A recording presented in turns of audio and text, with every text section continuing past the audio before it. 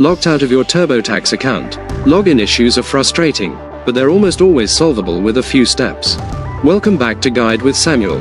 First, always use the Forgot User ID or Forgot Password links.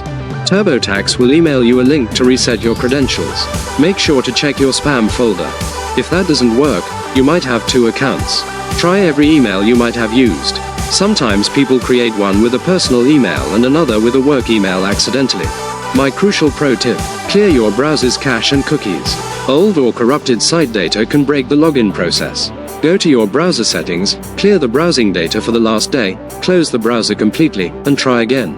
This fixes a huge number of mysterious login failures.